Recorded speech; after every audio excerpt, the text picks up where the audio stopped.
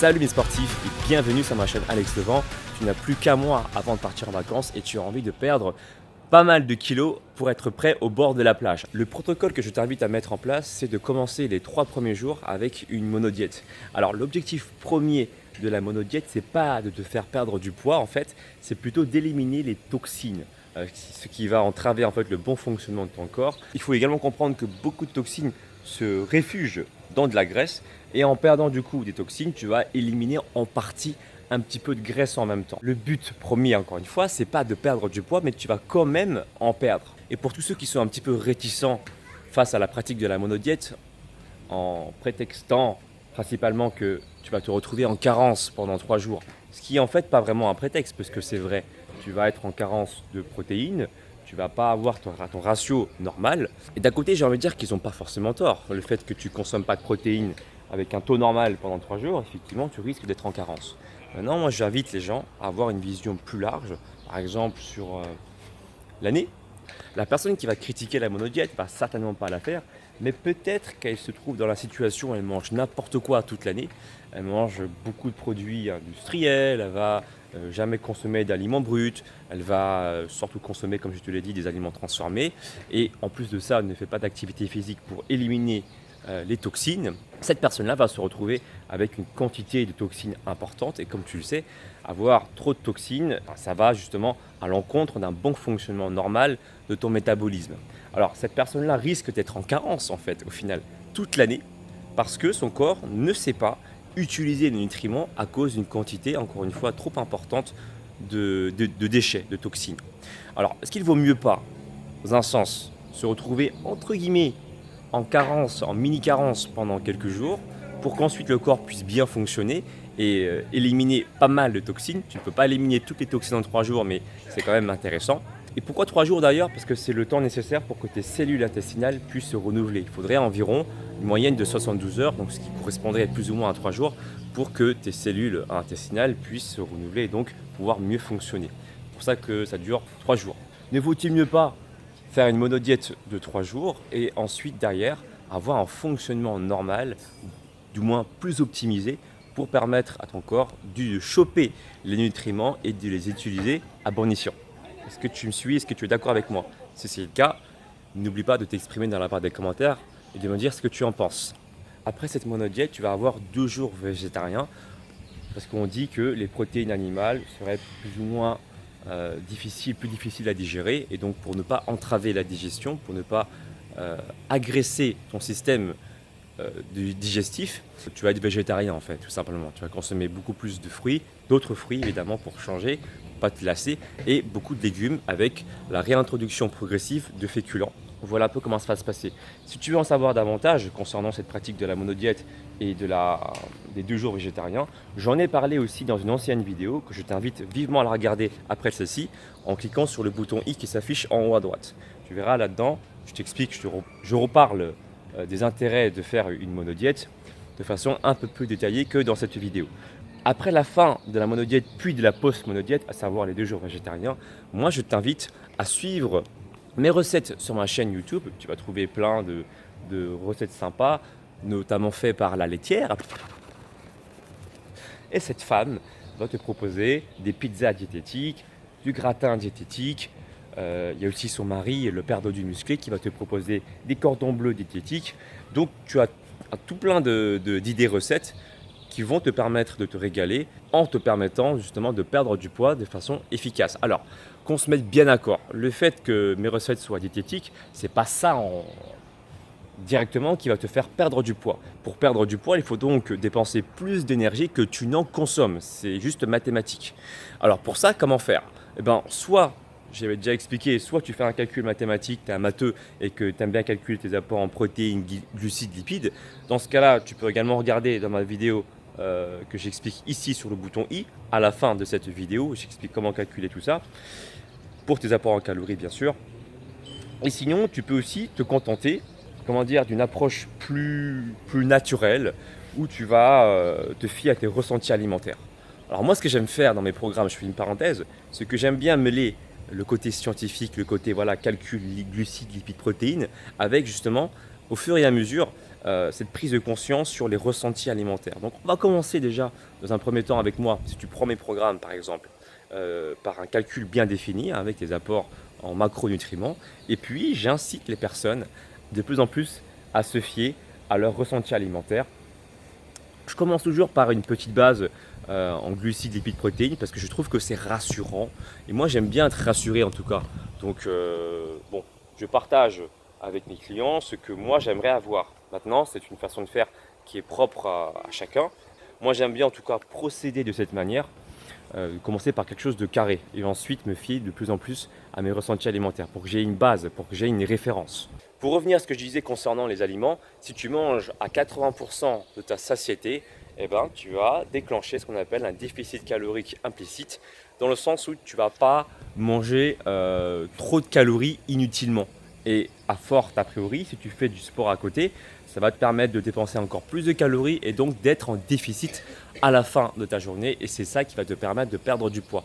Donc voici un peu comment je te propose de faire. Tu peux espérer perdre entre 3 à 5 kilos dans le mois qui va arriver, sans procéder par de régimes drastiques, juste en raisonnant comme je viens de te le dire. Donc commencer en gros par une phase de monodiète qui va durer 3 jours plus 2 jours végétariens et derrière consommer des aliments à 80% de satiété en choisissant des repas, des recettes que j'ai mis sur ma chaîne YouTube. Voilà un petit peu comment est-ce que tu peux procéder. Dis-moi dans la barre des commentaires si tu aimes ce genre de format où je te parle tout simplement de façon juste improvisée. Comment est-ce que je fais moi et qu'est-ce que je conseillerais aux gens pour qu'ils puissent perdre du poids de façon saine et de façon durable. Parce que dans la vie de tous les jours, je te l'ai déjà expliqué, on n'est pas forcément amené à peser forcément tout ce qu'on va manger. Maintenant, c'est vrai que si tu aimes ça et que si tu as la possibilité de pouvoir le faire, le fait de pouvoir peser tes aliments et de les contrôler, ça donne également une certaine discipline. Donc je n'ai rien contre le fait d'être carré. Moi, j'étais comme ça pendant très longtemps. Aujourd'hui, je ne pèse plus grand-chose. Mais pour autant, c'est vrai que de peser ces aliments, de savoir quels sont tes apports exacts en glucides, protéines et lipides, c'est rassurant, ça nous permet de savoir là où on est. Et puis ensuite, on réajuste, tu vois. C'est pour ça que je t'ai dit que j'aime bien commencer, moi, personnellement, si tu prends mes programmes, par cette optique, par ce concept-là, concept un peu mathématique, un peu carré, et puis au fur et à mesure, de réajuster la valeur exacte par rapport aussi à nos ressentis alimentaires, parce que nous sommes intelligents, nous sommes des êtres intelligents, dotés de capacités pour arrêter de manger lorsque nous avons plus faim. Nous avons un bon système digestif, il faut juste retrouver justement ou bien être à l'écoute de nos sens pour nous permettre d'arrêter de manger quand il le faut. Voilà. Et le sport dans tout ça, alors bien sûr qu'il faudra faire un petit peu de pratique sportive pour pouvoir dépenser plus d'énergie. Et moi je t'invite au cours de ce mois qui va arriver de faire entre 2 à 3 séances de sport par semaine. Et pour ça je t'invite à consulter ma chaîne, ma playlist où je te donne des circuits de training à faire avec moi. Tout simplement, tu le fais avec moi avec différents niveaux, débutants, intermédiaires ou confirmés. Et si tu veux encore varier tes entraînements, ce que je t'invite à faire, c'est de maîtriser par exemple des mouvements qui sont dits polyarticulaires, qui nécessitent l'utilisation de plusieurs muscles pour dépenser un maximum d'énergie. Et moi, je pense aux burpees. Alors le burpee, c'est l'exercice que je vais te montrer en vidéo ici, à savoir que si tu es débutant, ne t'amuse pas à faire ce mouvement-là en jetant tes jambes en arrière si tu ne maîtrises pas ce mouvement, parce que tu risques de te faire mal au niveau du dos. Donc si tu as des lumbagos assez fréquents ou si tu as des douleurs au niveau du bas du dos, je te déconseille de jeter tes jambes derrière, loin derrière, mais plutôt d'opter sur une option de facilité où tu vas reculer les jambes l'une après l'autre. À ce moment-là, tu vas limiter déjà donc d'une part les chocs susceptibles de te faire mal au niveau du dos, mais en plus c'est un mouvement beaucoup plus facile. Donc je t'invite à essayer cette option pour commencer l'exercice du burpee si tu ne l'as jamais fait. Et donc ce que tu pourrais faire, c'est de faire un travail par exemple dégressif où tu vas commencer à faire 30 burpees, niveau simplifié ou pas selon ton niveau d'expertise.